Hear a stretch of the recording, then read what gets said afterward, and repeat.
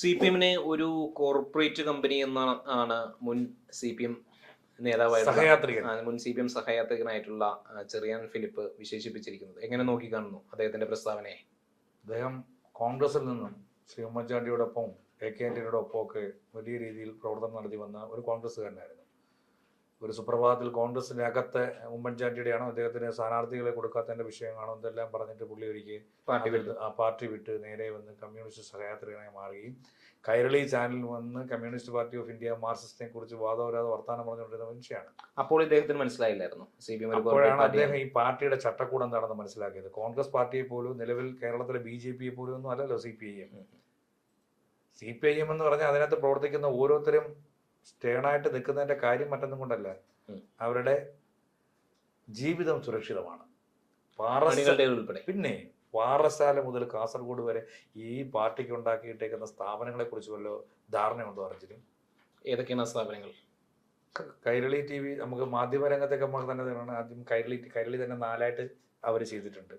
വിദേശത്തേക്കുണ്ട്, Kairali people ഉണ്ട്, വാർത്തയുണ്ട്, എല്ലാ സംവിധാനങ്ങളും ഉണ്ട്. അവിടേക്കെല്ലാം ജോലിക്കാരെ ആവശ്യമുണ്ടല്ല, പാർട്ടിക്കാർക്ക് മാത്രമാണ് അവിടെ ജോലിയിൽ പ്രവേശിക്കാൻ കഴിയുന്നത്. ഇത് കൂടാതെ അതൊക്കെ ലാഭത്തിലാണോ? കൈരളി ചാനലൊക്കെ ലാഭത്തിലാണോ? ഇപ്പൊ 10 കൊല്ലോട്ട് ഇതെല്ലാം ലാഭത്തില്ല. 10 കൊല്ലത്തിന് മുമ്പ് നഷ്ടമായിരുന്നു. ഇനി കൂടാതെ ആശുപത്രികളെ, EMS അക്കാഡമി, എത്ര സ്ഥാപനങ്ങളുണ്ടെന്നറിയോ? കോപ്പറേറ്റീവ് ബാങ്കുകൾ, അതായത് ഈ പാറശാല മുതൽ കാസർഗോഡ് വരെ ചെയ്തിട്ടിരിക്കുന്ന കോപ്പറേറ്റീവ് ബാങ്കുകൾ എത്രയുണ്ടെന്നറിയോ? അതിൻ്റെ ആസ്തി എത്രയാണെന്നറിയോ? ഇപ്പം പല കോപ്പറേറ്റീവ് ബാങ്കുകളെയും പൊളിക്കാനെടുത്ത ഈ സർക്കാർ പോലും അറിയാതെ കേന്ദ്രം കൊണ്ടുവന്നൊരു സംവിധാനം ഉണ്ടായിരുന്നു, മൾട്ടി സ്റ്റേറ്റ് കോപ്പറേറ്റീവ് ബാങ്കുകൾ എന്നൊരു സിസ്റ്റം. അത് CPMന്റെ അത് ഇപ്പോഴത്തെ കോപ്പറേറ്റീവ് മിനിസ്റ്റർ എന്ന് പറയുന്നത് വാസവനാണ്. അപ്പം ഈ അദ്ദേഹമാണ് കോപ്പറേറ്റീവ് മിനിസ്റ്റർ. പക്ഷേ കേന്ദ്ര സർക്കാർ കൊണ്ടുവന്ന ഈ നിയമത്തെ എതിർക്കാനുള്ള കാരണം ഇത് തന്നെയാണോ? അപ്പോൾ അതെ, അപ്പം ഈ എതിർക്കാനുള്ള കാര്യം എല്ലാ വഴിക്കും CPMനകത്ത് ഈ ആളുകൾ ഈ കൊഴിഞ്ഞു പോകത്തില്ല.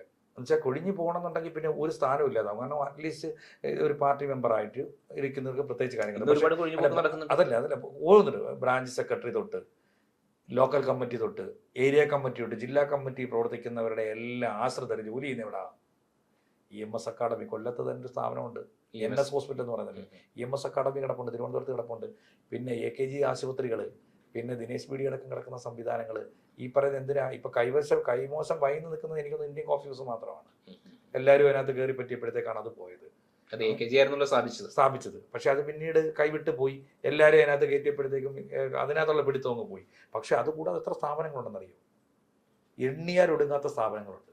എന്തുകൊണ്ടാണ് അത്രയും സ്ഥാപനങ്ങൾ ഇവിടുത്തെ ഒരു കോർപ്പറേറ്റ് കമ്പനിക്കില്ല? അല്ല, എന്തുകൊണ്ടായിരിക്കും മറ്റു പാർട്ടികൾക്കൊന്നും ഇതേപോലെ അവരുടെ അണികൾക്ക് ജോലി നൽകാൻ കഴിയാതെ? അതാണ് പറഞ്ഞത്, ഒരു സംവിധാനം അത് മനസ്സിലാക്കാനാണ് ഒരു കേഡർ സംവിധാനം അവരിൽ ഉണ്ടായിരുന്നു. അത് വെച്ചിട്ട് അവരവരെ പ്രവർത്തകരെ നിർത്തി. ആ പ്രവർത്തകര് 100% ആ പാർട്ടിക്ക് വേണ്ടി മാത്രമേ വർത്തമാനം പറയത്തുള്ളൂ. ആ പാർട്ടി എന്ത് ചെയ്താലും അത് ശരിയാണെന്ന് പറയും. പിരിക്കാൻ അവരൊരു പിരിവ് തരും. ഇപ്പം രക്തസാക്ഷിയുടെ പിരിവാണെന്നുണ്ടെങ്കിൽ ആ പിരിക്കുന്നതിൻ്റെ ഇത്ര തുക പാർട്ടി ഓഫീസിലെത്തണം, ഇത്ര ശതമാനം അവർക്ക് കൊടുക്കും. അത് ഇനിയിപ്പോൾ ഒരു MLA ആണെന്നുണ്ടെങ്കിൽ ഒരു വികസന ഫണ്ട് വന്നെന്നിരിക്കട്ടെ, ആ ഒരു റോഡ് നന്നാക്കാൻ ഒരു വികസന ഫണ്ട് വന്നു കഴിഞ്ഞാൽ അതിൻ്റെ ഒരു വിഹിതം അവിടെ കിട്ടിയേ പറ്റത്തുള്ളൂ. അല്ലെന്ന് പറയാതിരിക്കാൻ യാതൊരു നിവൃത്തിയില്ല. അപ്പോൾ ചോദിക്കാൻ നിങ്ങൾ ഓഡിറ്റ്, പിന്നെ നിങ്ങൾക്ക് എവിടുന്ന ഈ പൈസ? കഴിഞ്ഞ 10 കൊല്ലത്തിന് മുമ്പുള്ള CPMന്റെ ആസ്തി എടുക്കാം. ഊരാളങ്കൽ എന്ന് പറഞ്ഞൊരു കമ്പനിയെ കൊണ്ടുവന്നതാരാ? സകല കോൺട്രാക്റ്റുകൾ നൽകുന്നത് ഊരാളങ്കലിനാണ് അല്ലേ? അതെ, ഏത് B ടീമാണത്.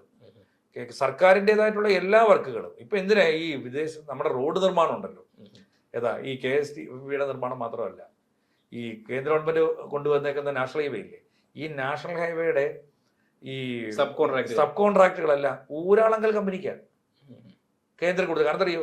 യഥേഷ്ടം മണ്ണ് വേണോ, മണൽ വേണോ, സിമെന്റ് വേണോ, കമ്പി വേണോ, തൊഴിലാളികൾ വേണോ, ഇതെല്ലാം സപ്ലൈ ചെയ്യുന്നവരാ?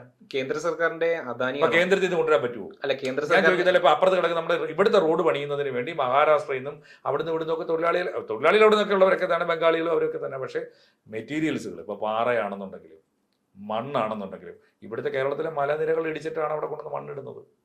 അപ്പൊ അതിനനുസരിച്ച് ഇവിടെ സംവിധാനങ്ങൾ ഒപ്പിച്ചുകൊണ്ടുകൊണ്ടിരുന്നവരാണ്.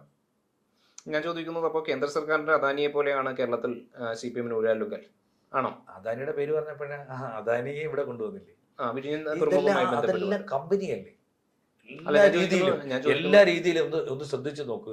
ഏത് പാർട്ടിയുണ്ട്? കോൺഗ്രസ് പാർട്ടി. ഇത് ഞാൻ ഇപ്പോഴത്തെ AKG സെന്റർ കണ്ടിട്ടുണ്ടോ? പുതിയത് കണ്ടിട്ടുണ്ടോ? അവിടെ പിന്നെ BJP അവിടെ വലിയ 5 സ്റ്റാർ ഫെസിലിറ്റിയിൽ ഒരു ബിൽഡിംഗ് പണിഞ്ഞപ്പോൾ ഇപ്പുറത്ത് ഇവരും പണിഞ്ഞു. അല്ല ഗോഡ് ഫാദറിലെ കൂട്ടായിരുന്ന സംഭവം. ആനപ്പാറയിൽ അച്ചമ്മയുടെ 5 എണ്ണത്തിനെ പറ്റപ്പോൾ ഞാനും പറ്റെന്ന് പറയുന്ന പോലെ. ഞാൻ ചോദിക്കുന്നു, അപ്പോൾ തങ്ങളുടെ അണികൾക്ക് എല്ലാ വിധത്തിലുള്ള സൗകര്യങ്ങളും നൽകുന്നത് ഒരു പ്ലസ് പോയിന്റ് ആയിട്ട് നമുക്ക് കാണാൻ കഴിയും? തീർച്ചയായിട്ടും സംരക്ഷിക്കുന്നില്ലേ? സംരക്ഷിക്കുന്നു. അണികളെ മുഴുവൻ സംരക്ഷിച്ചുകൊണ്ട് അതിൽ നിന്ന് വിട്ടുപോകുന്നവർ ആരാണെന്നുണ്ടെങ്കിലും അതിന്റെ ആനുകൂല്യം പറ്റിയവരൊക്കെ തന്നെ. അപ്പൊ ഈ ചെറിയാൻ ഫിലിപ്പും അതിന്റെ ആനുകൂല്യം പറ്റി ഈ 10 കൊല്ലം അതിനകത്ത് ഇരുന്നതല്ലേ? അപ്പോ ഈ പാർട്ടിക്ക് വേണ്ടി സംസാരിച്ച് എനിക്കൊന്നും ഇപ്പൊ മാറിയിട്ട് 2 വർഷം കൊണ്ടായിട്ടോ. 10 കൊല്ലം മുമ്പ് അതിന്റെ ആനുകൂല്യം പറ്റി നടന്നു. അതിന്റെ സഹയാത്രികനായി കൈരളി ചാനലിൽ ഘോരഘോരം CPM-ന് വേണ്ടി വാദിച്ചു. എന്നിട്ട് ഇപ്പോൾ അതിനെതിരെ ശബ്ദിക്കുന്ന ചെറിയാൻ ഫിലിപ്പ് തീർത്തും അതൊക്കെ ഒരു അർഹിക്കുന്ന അവഞ്ഞൂടെ കളയണം. പിന്നെ പുള്ളി അത് പറയുമ്പോൾ ഒരു അവസ്ഥ തെരഞ്ഞെടുപ്പാണല്ലോ ഇപ്പൊ നടക്കുന്നത്. തിരഞ്ഞെടുപ്പ് നടക്കുമ്പോൾ കൂടി ഈ പാർട്ടി എന്തുവാണെന്നുള്ളത്, കമ്മ്യൂണിസ്റ്റ് പാർട്ടി എന്തുവാണെന്നുള്ളത് എത്ര ഇത് സ്ഥാപനങ്ങളൊന്നും സെർച്ച് ചെയ്യാൻ ആരും പോകുന്നില്ല. സെർച്ച് ചെയ്യാൻ പോയി കഴിഞ്ഞാൽ ഈ അന്ത്യമില്ല. എത്ര സ്ഥാപനങ്ങളുണ്ട്, ഓരോ ജില്ല എടുത്ത് പരിശോധിച്ച് നോക്കണം.